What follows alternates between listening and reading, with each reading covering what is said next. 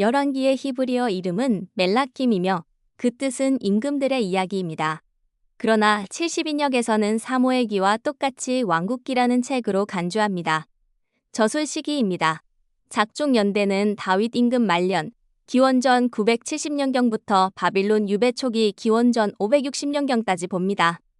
열왕기상은 기원전 1015년부터 897년까지, 열왕기하는 기원전 896년부터 562년까지의 기간을 포함합니다. 저작 연대는 바빌론 유배 직후인 기원전 562년 이후로 추정하고 있습니다. 저술 동기입니다. 열왕기는 단순히 왕들의 역사를 기록하는 게 아니라 이스라엘과 유다의 흥망을 신학적으로 해석해서 백성에게 교훈을 주려는 데 있습니다. 왕들의 통치는 정치적 업적이 아니라 하느님께 대한 충실성과 계명 준수 여부로 평가되었고, 우상 숭배를 피한 왕은 긍정적으로, 그렇지 않은 왕은 부정적으로 묘사됩니다. 예언자들은 왕에게 하느님의 뜻을 전하며 올바른 길을 가도록 경고했고, 국가의 운명이 정치적 요인보다 하느님과의 관계에 달려있음을 강조했습니다. 바빌론 유배 이후 기록되었을 가능성이 큰 열왕기는 유배의 원인을 불순종과 우상 숭배로 해석하면서 백성이 하느님께 돌아가야 한다는 메시지를 담고 있습니다. 열왕기 상, 하, 구조입니다. 열왕기 상 1장에서 11장 다윗과 솔로몬 이야기, 열왕기 상 12장에서 22장 남북 분열과 예언자들 이야기, 열왕기 하 1장에서 17장 북이스라엘의 멸망 이야기, 열왕기 하 18장에서 25장 남유다의 멸망 이야기. 열왕기 상 하권 핵심 내용입니다. 열왕기 상 1장에서 11장 다윗의 통치 말년과 솔로몬의 통치 이야기입니다. 다윗 통치 말년에 아들 아도니아의 반란이 일어납니다. 이 반란은 나탄의 지혜로 일단락되면서 솔로몬이 왕으로 등극하게 됩니다.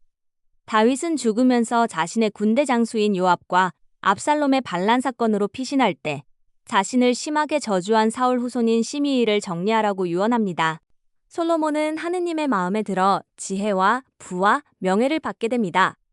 또한 솔로몬은 7회를 거쳐 성전 건축을 완공하고 자기 궁전을 13회에 걸쳐 짓게 됩니다. 그 뒤 솔로몬은 많은 외국 여자들과 관계를 맺는데 아내가 700명, 후궁이 300명이나 되었습니다. 그러나 솔로몬은 자신의 외국 아내들의 신들에게 우상 숭배하면서 그의 마음은 하느님께 멀어지게 됩니다.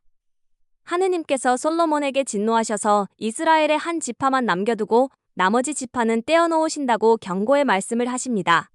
그것도 다윗을 생각하여서 한 지파만은 남겨놓으신다는 것이었습니다. 열왕기상 12장에서 열왕기하 17장 왕국의 분열과 북이스라엘의 멸망 이야기입니다. 솔로몬이 죽자 하느님의 말씀대로 왕국은 분열되었고 예로보암이 10지파를 데리고 북이스라엘로 올라갔습니다. 솔로몬의 아들 르하브암 통치 아래 남쪽에는 유다 지파와 벤야민 지파가 남았습니다. 북이스라엘로 간 예로보암은 10지파가 예루살렘으로 제사를 지내러 가지 못하도록 단과 베텔에 성소를 만들고 금송아지를 만들어 제사를 지내게 했습니다. 또한 자기 마음대로 축제 절기를 바꾸고 레위인이 아닌 일반 백성을 사제로 임명하는 불충을 저질렀습니다. 열왕기는 남유다 왕과 북이스라엘 왕을 번갈아 가며 그들의 행적을 기록하고 있습니다. 그러나 마지막에는 하느님의 뜻에 따라 살지 않은 왕들에 대해 하느님의 분노를 돋우었다 또는 예로보암의 길을 따라 걸었으며 이스라엘을 죄짓게 한 그 죄를 따라 걸었기 때문이다 라고 전합니다. 아합 시대에는 엘리야 예언자가 바알 예언자와 아세라 예언자 850명과 대결에 승리한 이야기, 엘리사를 후계자로 세우고 승천한 이야기 등이 전개됩니다. 결국 열왕기하 17장에 이르러 북이스라엘은 호세아 왕 때 아시리아에게 완전히 멸망합니다. 또한 멸망의 이유를 분명히 밝히고 있습니다. 이스라엘 자손들이 자기들을 이집트 임금 파라오의 손에서 빼내시어 이집트 땅에서 데리고 올라오신 주 저희 하느님께 죄를 짓고 다른 신들을 경외하였기 때문이다. 이렇게 북이스라엘은 하느님의 역사 속에서 사라지게 됩니다.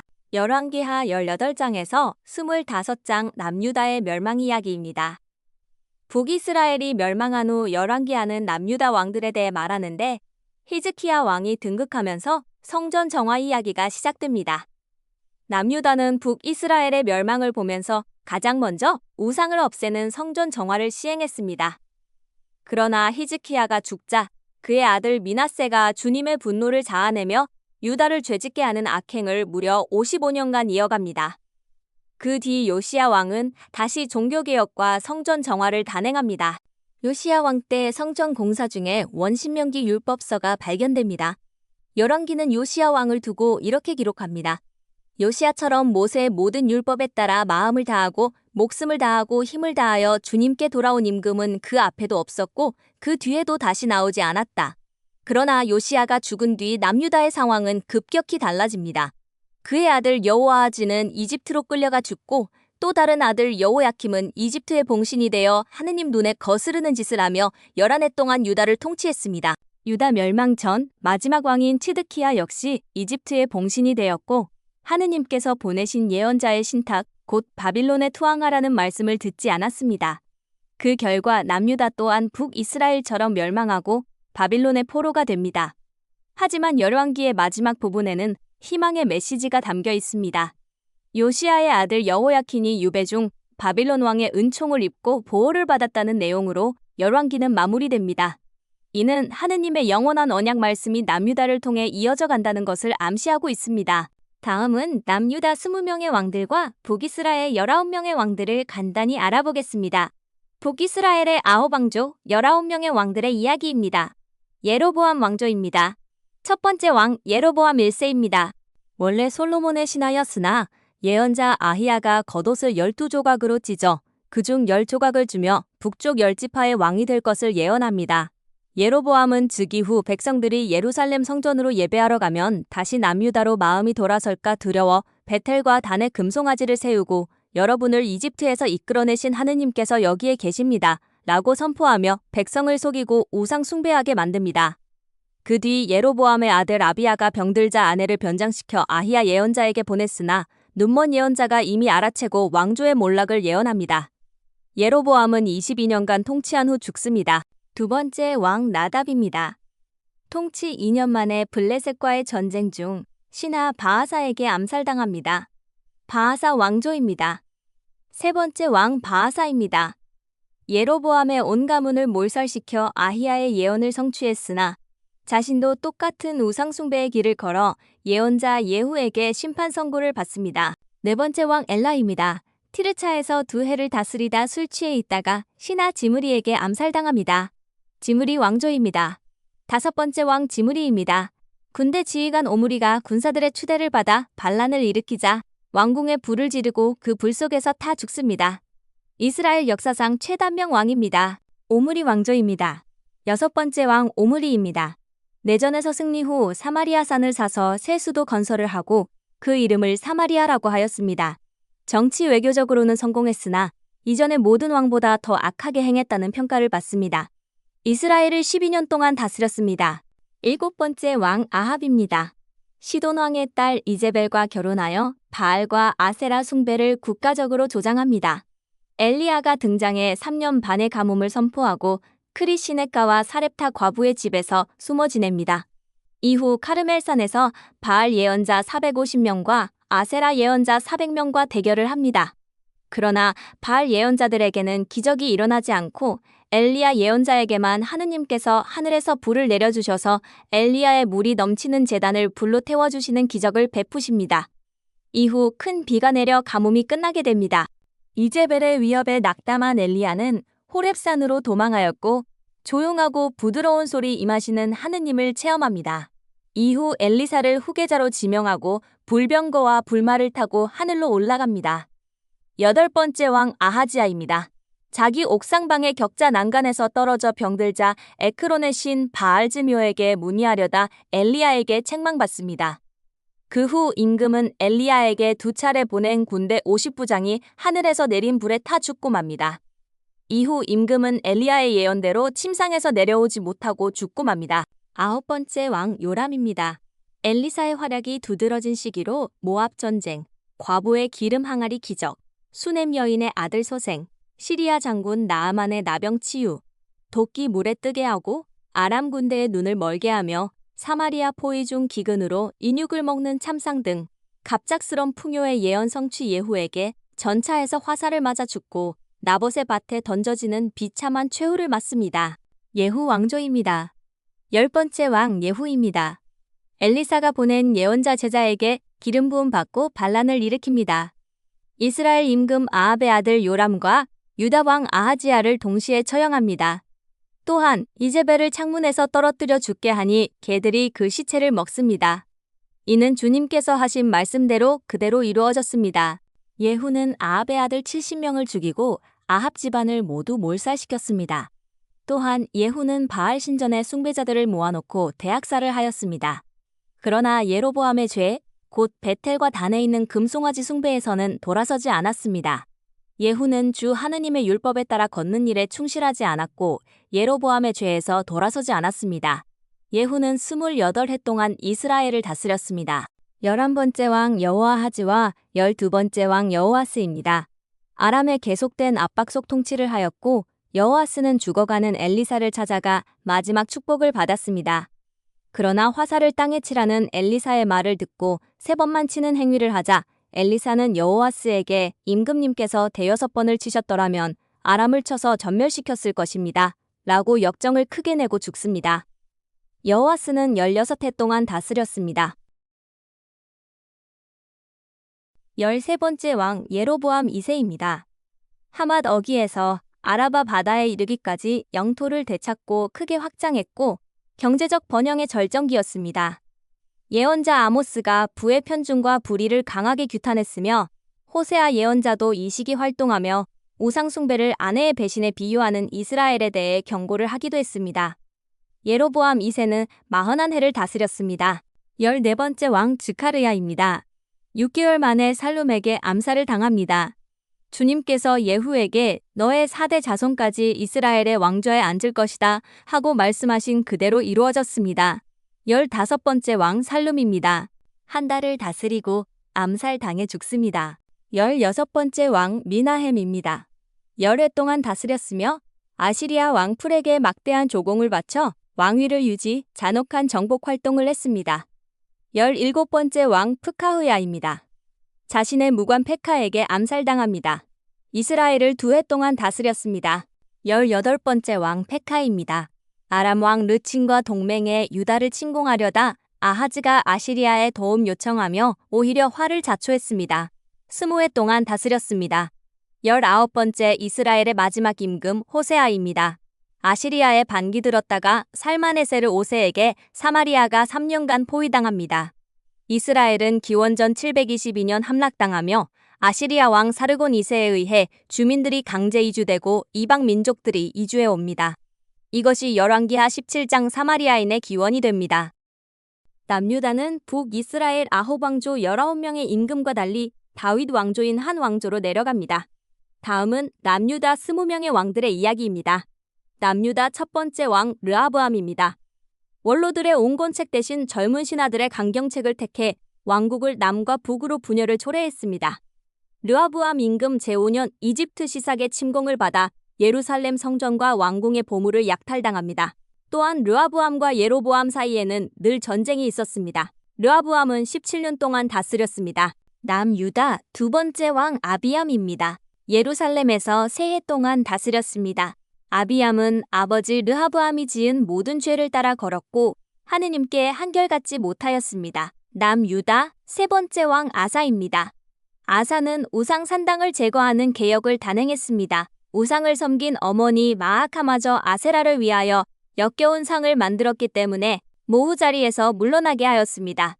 그러나 말년에 발에 병이 들었을 때도 주님을 찾지 않고 의사들을 찾는 어리석음을 범합니다. 그는 41해 동안 다스렸습니다. 남유다 네 번째 왕 여호사밧입니다. 여호사밧은 하느님으로부터 큰 부와 영광을 얻었습니다. 그러나 북이스라엘의 왕 아합의 딸 아탈랴를 며느리로 맞아 후일에 큰 화근이 됩니다. 그는 아합과 함께 아람 전쟁에 참여했다가 예언자 미카야의 경고를 무시한 아합만 전사합니다. 여호사밧은 25해 동안 다스렸습니다. 남유다 다섯 번째 왕 여호람입니다. 여호람은 여호사밧이 죽자 왕위에 오른 뒤 아우들을 모두 칼로 쳐 죽이고 이스라엘의 대신들도 덜어 죽이는 악행을 벌입니다. 여호람은 아합의 딸을 아내로 맞아들였기 때문에 아합 집안이 하던 대로 이스라엘 임금들의 길을 따라갔고 아합 가문과의 혼인동맹으로 바알 숭배 도입과 주님의 눈에 거슬리는 악한 짓을 저지릅니다. 그는 8해 동안 다스렸습니다. 남유다 6번째 왕 아하지야입니다. 여호람과 아탈랴의 막내 아들인 아하지야는 한 해 동안 통치를 했는데 그의 어머니 아탈랴가 고문관이 되어 악을 저지르게 하였습니다. 예후는 주님께서 아합의 집안을 제거하시려고 기름을 부으신 자였는데 이스라엘 임금 요람이 아람 임금 하자엘과 싸울 때 함께 있다가 예후로 인해 참변을 당합니다. 남유다 7번째 왕 아탈랴입니다. 아들 아하지야가 죽자 다윗 왕손을 모두 죽이려 했습니다. 그러나 여호람의 딸 여호세바와 그의 남편인 여호야다 사제의 도움으로 아하지야의 아들 요아스를 숨겨주어 목숨을 살려줍니다. 7년 뒤 여호야다 사제는 계획을 세우고 요아스를 왕위에 등극시키고 아타야를 죽입니다. 남유다 8번째 왕 요아스입니다. 요아스는 여호야다 사제의 도움으로 목숨을 보존하고 7살의 왕이 됩니다. 여호야다 사제의 생전에는 성전 수리 등 좋은 일을 하다가 여호야다 사제가 죽은 뒤 변절을 하여 아세라 목상과 우상들을 섬겼습니다. 그러자 여호야다의 아들 지카리야 예언자가 하느님의 영에 사로잡혀주 하느님을 저버린 것을 책망하자 그를 성전뜰에서 돌로 쳐 죽입니다. 지카리야는 주님께서 보고 갚으실 것이다 하고 말하면서 죽습니다. 결국 이 예언대로 요아스는 그의 신하들이 모반을 일으켜 그를 침상에서 살해합니다. 요아스는 41해 동안 다스렸습니다. 남유다 9번째 왕 아마치야입니다.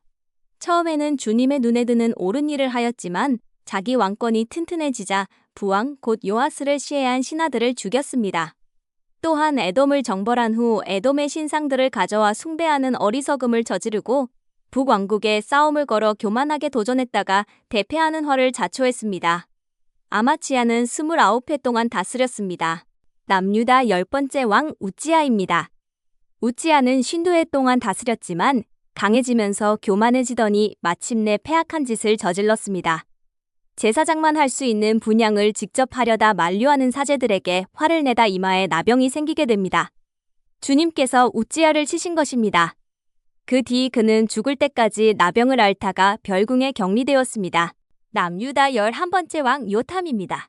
아버지 우치야와 달리 주님의 성전에는 들어가지 않았지만 산당은 제거하지 않아서 백성들은 여전히 산당에서 제물을 바치고 향을 피웠습니다. 그는 16해 동안 다스렸습니다. 남유다 12번째 왕 아하지입니다. 시리아 에프라임 전쟁 때 이사야의 임마누엘 예언을 무시하고 아시리아의 도움을 요청하고 주님의 집과 왕궁과 대신들의 집에서 제물을 빼앗아 아시리아 임금에게 주었으나 아하즈를 도와주지 않았습니다. 아하즈는 주님을 줄곧 배신하고 다마스쿠스의 신들에게 제물을 바치면서 자기 아들을 불 속으로 지나가게 하는 극심한 우상숭배를 자행했습니다. 그는 16해 동안 다스렸습니다. 남유다 13번째 왕 히즈키야입니다. 29해 동안 다스리면서 산당들을 없애고 기념 기둥들을 부수었으며 아세라 목상들을 잘라버리고 모세가 만든 구리뱀 느후스탄을 조각내었습니다. 이렇게 히즈키야는 성전 정화를 하며 파스카 축제를 지내게 하고 대대적인 종교개혁을 했습니다. 그 뒤 아시리아 산헤립이 예루살렘 포위와 침공을 했지만 이사야의 예언대로 하룻밤 사이 아시리아 진영에서 큰 재앙이 일어나 포위가 풀렸습니다. 또한 히즈키야는 병들어 죽게 되었을 때 기도로 15년 생명 연장하였습니다. 히즈키야가 표징을 요청하자 해식의 그림자가 뒤로 10칸 뒤로 돌아가게 하셨습니다. 그러나 바빌론 사신들에게 보물창고를 다 보여준 일로 이사야에게 훗날의 바빌론 유배를 예고받습니다. 남유다 14번째 왕 미나세입니다. 최악의 왕으로 평가되며 자기 이전에 살았던 아모리인들보다 더 악한 짓을 하였으며 자디 우상들로 유다까지도 죄짓게 하였습니다. 미나세는 주님의 눈에 거슬리는 악한 짓을 저지르도록 유다를 죄짓게 한 죄악 말고도 무죄한 피를 너무 많이 흘려 예루살렘 이 끝에서 저 끝으로 그 피를 가득 채웠습니다. 히즈키야가 헐어버린 산당을 재건하고 아세라 목상을 만들고 자기 아들을 불태워 바치며 영매와 점쟁이들을 두었습니다. 미나세는 55해 동안 다스렸습니다. 남유다 15번째 왕 아몬입니다. 왕 등극 후 2해 만에 신하들에게 암살당합니다. 남유다 16번째 왕 요시야입니다. 성전 수리 중 대제사장 힐키야가 율법책을 발견합니다. 요시야 왕이 이를 듣고 자기 옷을 찢으며 회개합니다. 교부들의 해석으로 이 율법서가 신명기 12장에서 26장의 원신명기일 것이라고 합니다. 요시야 산당들을 허물고 오상숭배 사제들을 내쫓고 산당들의 사제들을 불태워 죽입니다. 또한 파스카 축제를 성대히 지내고 종교개혁을 했습니다. 그러나 요시야는 하느님의 입에서 나온 느코의 말을 듣지 않고 그와 싸우려고 미깃도 평원으로 진군하다 궁수들의 화살에 맞아 죽습니다. 요시야는 31해 동안 다스렸습니다. 남유다 17번째 왕 여호아하즈입니다. 3개월 만에 이집트 느코 왕에 의해 폐위되고 이집트로 끌려가 그곳에서 죽음을 맞이합니다. 남유다 18번째 왕 여호야킴입니다. 11해 동안 다스렸으며 하느님의 눈에 거슬리는 악한 짓을 저질렀습니다. 이집트 임금을 섬기다 바빌론 침공 이후 바빌론을 섬기다가 반역하고 이집트를 섬기다 바빌론 임금의 명으로 여호야킴은 청동사슬로 묶여 끌려갔으며 예루살렘 주님의 집 기물들도 일부 바빌론으로 옮겨졌습니다. 남유다 19번째 왕 여호야킨입니다. 8살에 임금이 되어 석 달 열흘 동안 다스렸습니다. 그러나 바빌론에 항복하여 예루살렘의 모든 주민과 모든 대신과 모든 용사와 동포 1만 명과 모든 장인과 대장장이들을 끌고 갔습니다. 그리하여 나라 백성 가운데 가난한 이들 말고는 아무도 남지 않았습니다. 이때가 1차 바빌론 유배 기원전 597년입니다. 열왕기하 마지막 부분에서 37년 후 바빌론 왕 에윌무로닥에 의해 사면되어 왕들 중 으뜸 자리에 앉는 것과 여호야킨의 생계비를 바빌론 임금이 대주는 것으로 마무리되고 있습니다. 마지막 남유다 20번째 왕 치드키야입니다. 바빌론이 세운 마지막 꼭두각시 왕이며 예레미야의 항복 권고를 무시하고 이집트에 의존해 반란했으며 그로 인해 바빌론에게 예루살렘이 18개월간 포위된 끝에 함락되어 기원전 586년 성전과 왕궁이 불타고 성벽이 무너졌습니다. 또한 치드키야의 두 눈을 멀게 한 뒤 청동사슬로 묶어 바빌론으로 끌고 갔습니다. 유다 백성들의 바빌론 유배가 본격 시작됨을 보여줍니다. 치드키야는 11해 동안 다스렸습니다. 이렇게 열왕기는 각 왕의 통치를 주님 보시기에 옳게 또는 그릇되게 행했는가로 반복해서 평가하며 특히 엘리야, 엘리사, 이사야, 예레미야 같은 예언자들의 활동을 통해 하느님께서 계속 경고하고 부르셨음에도 두 왕국이 결국 하느님과의 계약 불충실로 멸망에 이르는 흐름을 잘 보여줍니다. 핵심 메시지입니다. 신명기의 역사서의 마지막 책인 열왕기는 현대적 의미의 역사서와는 다릅니다. 저자는 단순히 과거 왕조 시대에 어떤 사건이 있었는지 기록하려는 것이 아니라 남북 왕국의 몰락과 파괴가 임금들의 불충에서 비롯되었다는 신학적 확신을 담고 있습니다. 또한 북이스라엘과 남유다의 임금들 대부분이 신명기에서 요구하는 계명을 충실히 따르지 않았음을 지적하고 있습니다. 이스라엘과 유다는 두 가지 방식으로 신명기의 요구를 저버렸습니다. 첫째, 낯선 신들, 곧 이방신들을 섬기는 우상숭배였습니다. 이 패습은 솔로몬에게서 비롯되어 대부분 임금에게 이어졌습니다. 둘째, 신명기 12장의 요구를 거슬러 예루살렘 성전 이외의 장소에서 제사를 지낸 것입니다. 북왕국 임금들은 예로보암의 길을 따라 단과 베텔에 금송아지를 세우고 특히 베텔에서 하느님께서 정하신 전례의 단일성, 곧 장소, 절기, 사제의 성별 등을 무시하면서 경실례를 집전함으로써 신명기의 말씀을 저버렸습니다.